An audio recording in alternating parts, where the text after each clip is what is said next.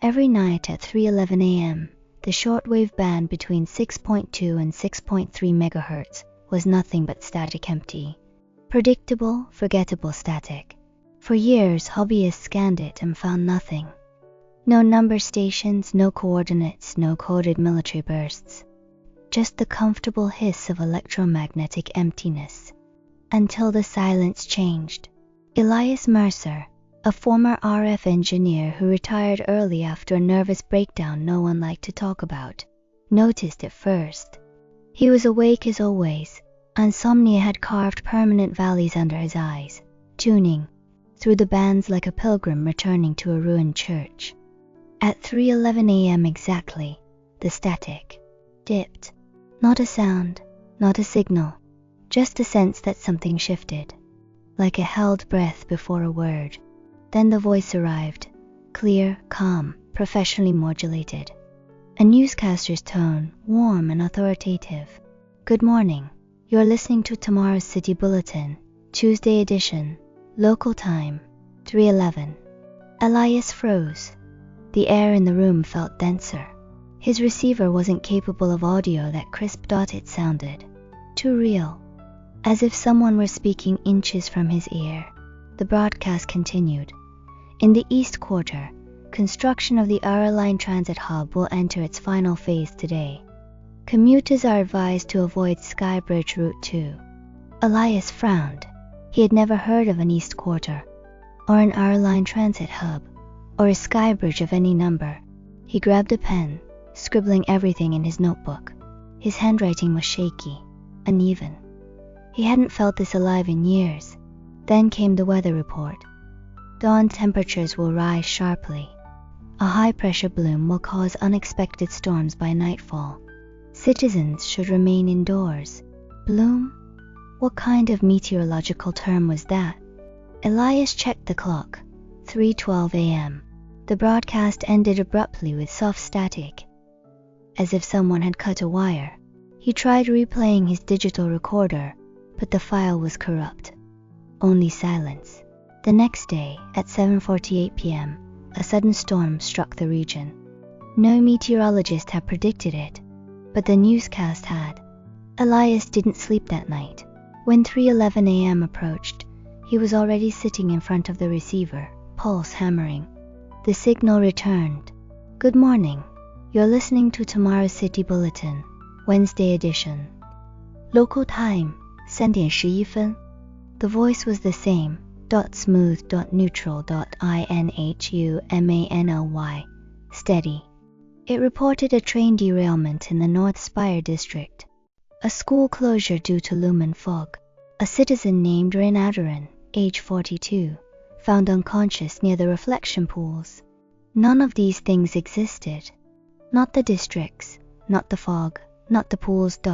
Not the person. But the next day, Elias saw a news alert from 3 towns over. Train derails at 9:14 a.m. 1 injured. Then another.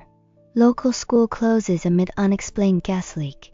The terminology was different, but the events, unmistakable. On the third night, Elias wasn't alone. He pulled 2 foreign friends, other radio enthusiasts, into a group call. They listened together. The broadcast continued. Good morning. Events for Thursday. Local time, 3:11. Today the Mirror Line River will breach its banks. Evacuation orders will begin at. A harsh metallic squeal interrupted the voice. Something like overlapping audio. Another voice, fainter, spoke beneath it. Stop.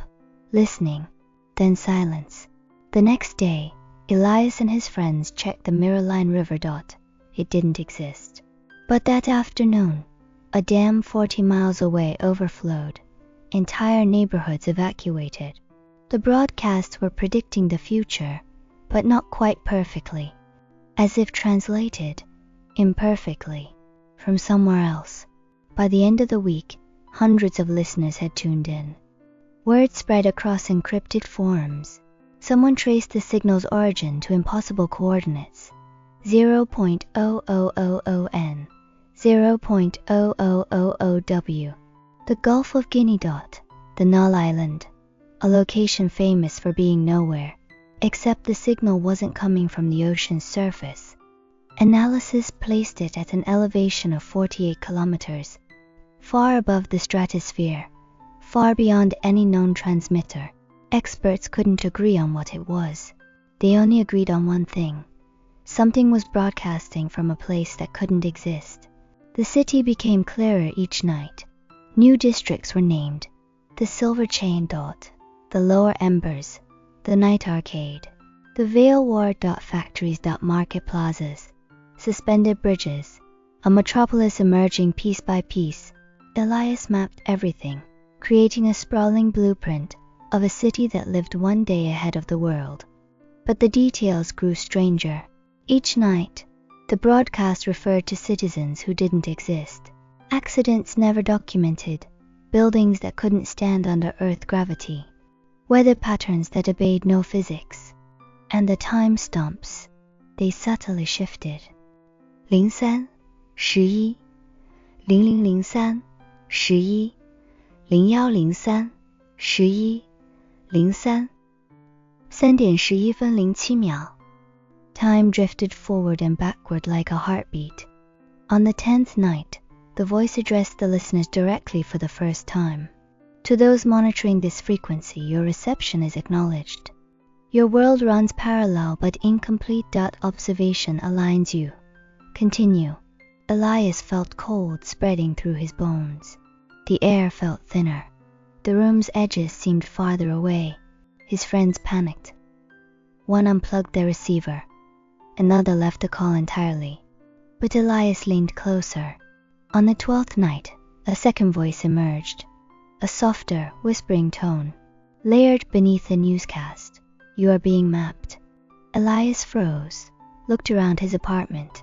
Every reflective surface windows, the darkened TV screen seemed to shimmer faintly, as if catching light from a city he could not see. The following day, Elias realized his map had changed. Plot points had shifted centimeters on their own. Lines had redrawn themselves into cleaner geometry. The city was adapting. Refining. Growing more complete. Then came the 14th night. The broadcast began as usual, but the newscaster paused mid-sentence. Good morning. Events for Monday. Local time, 3:11. Silence. A glitch. A soft inhale. To Elias Mercer, your district has been assigned. His pen fell from his hand. Every hair on his body rose. You will find your residence in the Midwestern Quadrant. Structure code, M43. Elevation, 18th Terrace. Elias stared at the receiver. The voice continued. You have listened long enough. Tomorrow, listening becomes arrival. The broadcast ended. No static. No hiss. Just an absence so loud it felt like pressure on the skull. Elias didn't sleep. He paced his apartment until dawn. Every corner felt wrong. Every reflection carried a delay. When morning light finally entered the room, he glanced at his notebook. His map had redrawn itself completely. Hundreds of new districts, transit lines, a skyline. And there, at the center, a marked building labeled :M-4, 3. Residence assigned. He slammed the notebook shut. That evening, his friends tried calling him. Messages piled up. He didn't answer. At 3:11 a.m. the next night, listeners tuned in again. This time, the broadcast was different. No news. No weather. Only the newscaster's voice. Good morning. Integration has begun. Citizen Elias Mercer has arrived. Silence followed. Long. Unbroken. Then faintly, impossibly, listeners swore they heard something in the background. A city. Alive. Breathing. Crowded with distant voices. Industrial hums. Wind between impossible towers. For a moment, someone claimed they heard footsteps. Others heard a whisper. He sees it now. The broadcast ended, but not the fear. Because the next day, someone looking at a satellite image of the Gulf of Guinea noticed a distortion, a blur, a shape where there should have been nothing but water, a shape resembling buildings, a shape growing, And that night, at 3:11 a.m., the broadcast returned. Not a report, not a warning, just a sentence spoken with absolute calm. Tomorrow's city expands. Your coordinates align. We will speak again when your district is ready. The transmission faded. The world felt suddenly smaller. And those who listened wished they never had, because the next night, at the exact same time, another whispered voice, quieter, more urgent, leaked into the static. Stop listening. It's already drawing you.